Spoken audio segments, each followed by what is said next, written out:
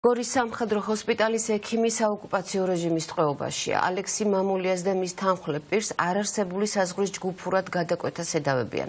ინციდენტი სოფელ ნიქოსთან მოხდა, უკანონო ტყვეები დე-ფაქტო მოსამართლის გადაწყვეტილებით უკვე ორთვიან წინასწარ პატიმრობაში გაუშვეს. საქართველოს მოქალაქეების გატაცების შესახებ სხვადასხვა ვერსია ვრცელდება, რომელსაც გაეცნო გიორგი ახალკაცი და ის საოკუპაციო ხაზიდან ჩაგვერთება. გიორგი, რა დამატებითი ინფორმაციის მოპოვება შეწელი შენ ამ დროისთვის?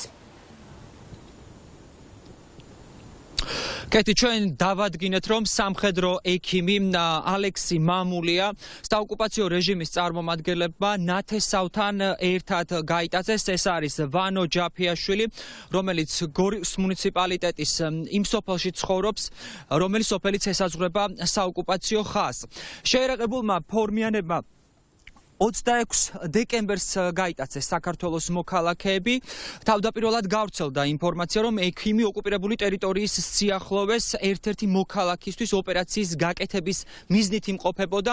მოგვიანებით კი საოკუპაციო რეჟიმმა გავრცელა პროპაგანდისტული განცხადება, სადაც საუბარია იმის შესახებ, რომ თითქოს საქართველოს მოქალაქეები ეხმარებოდნენ რუსეთის ფედერაციის იმ მოქალაქეს, რომელმაც თავი აარიდა სამხედრო სამსახურს საქართველოს კონტროლება ტერიტორიაზე გადმოსვლაში.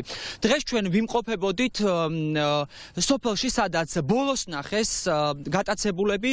ადგილობრივები გამორიცხავენ ორივე ვერსიას. მათი თქმით, ალექსი მამულია იყო ვანო ჯაფიაშვილთან სოფელში სტუმრად. ვანო ჯაფიაშვილს კი მამის წლის თავი ჰქონდა და ორივე მამაკაცი საოკუპაციო ხაზს მიუახლოვდა მხოლოდ ერთი მიზნისთვის. ისინი ოკუპირებული ტერიტორიიდან ელოდებოდნენ ნათესავს, რომელიც უნდა დაასწრებოდა წლის თავს. თუმცა, როგორც გითხარით, საოკუპაციო რეჟიმის წარმომადგენლებმა საქართველოს მოქალაქეები გაიტაცეს. ჩირო იქ არიან და სხვა არაფერი არ ვიცი. ერთად იყვნენ ის მამულია და ჩემი შვილი. რა მოხდა და როგორა ვერ გეტყვით, არაფერი არ ვიცი. ვინმეს დახმარება ხო არ უნდოდა, თან საშუალად ხო არ დაუძახა ვინმე, ნათესავები ხო არ აკყავთ იქით. არავინ არ აკყვას, არავინ არ ეხმარება, თვითონ თავად საქმეში ალბათ თვითონ იციან. ოპერაციაზე ჩემი შვილი ასად არ ამუშაობს. საიდან იცნობდა? აბა ვერ გეტყვით მაგდენსა ეხლა როგორ გითხარით. ძმაკაცობდნენ. ძმაკაცობაი ახლა არის და ვერ გეტყვით, არაფერი ნამდვილად არ ვიცი. ქიდან გამოეყვანა პიროვნება, თავის შინაური, თავინაცავი რომ მამის წლის თავს დასწრებოდა აქ. ჩვენ ტერიტორია ბოლო-ბოლო კაცო. ნიქოზის ტერიტორია, გორის რაიონია, გორის ტერიტორია, კაცო. თავრობა რო ყურადღება პოშლუ არ აყავს რა ესენი. ესეთ იმებს იდენენ და ესეთ ამბებს რომ თავანთი მიტინგებაზე და თავანთი დაიჭერენ. ყურადღება რო იყოს რა კამდიშნა არ უნდა მოსულიყო, არ უნდა ეკითხა რა პიროვნები დაიჭირეთ, ეს რა ის დაიჭირეთ. მამის წლის თავი ქონდა, სტუმარს ელოდებოდა რამე და ქურდობა იყო, ყაჩაღობა იყო, ბანდიტობა იყო, თუ რა იყო. მამის წლის თავზე უნდა გადმოეყვან, დასწრებოდა. დიდი ხნის უნახავი ნათესავი. და რა მოხდა, სად დატოვეს, როგორ შევიდნენ. იმიტომ რომ საღამო იყო და 6 საათზე უკვე სიბნელია და ვერც გზას გაიგნებდნენ და რა მოხდა, სადამდე მივიდნენ, არაფერი არ ვიცი. აქეთა მხარეს დაიჭირის და წაიყვანეს რა. ვისთან ერთად იყო? ახლობელთან ერთად იყო რა. ძალიან კაი ბიჭია. ძალიან კარგი. ნათესავები ყავს ცხინვალში? არავინ. რაღაცა უნდა გამოსულიყო, გამოეყვანათ თუ უნდა გამოსულიყო და დახვედრდნენ, ზუსტად არ ვიცი. შრომელი ბიჭია, თავის აგრე მეურნეობა აქვს.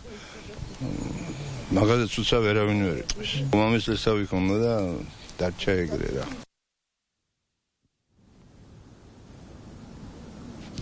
ოკუპირებულ ცხინვალში საქართველოს მოქალაქეები უკვე გაასამართლეს. მათ ორთვიანი წინასწარი პატიმრობა შეუფარდა დე-ფაქტო მოსამართლემ, თუმცა იქიდან გამომდინარე, რომ ერთ-ერთი მათგანი ალექსი მამულია არის თავდაცვის სამინისტროს დაქვემდებარებაში მყოფი სამხედრო ჰოსპიტალის ექიმი და ის 2008 წლის აგვისტოს ომის ვეტერანიც გახლავთ. არ არის გამორიცხული, რომ ბრალი მათ დაუმძიმდეთ.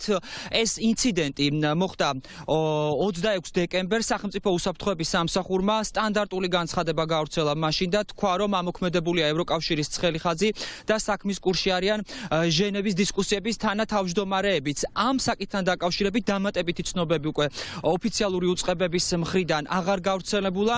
გატაცებულების ოჯახის წევრები დახმარებას ითხოვენ.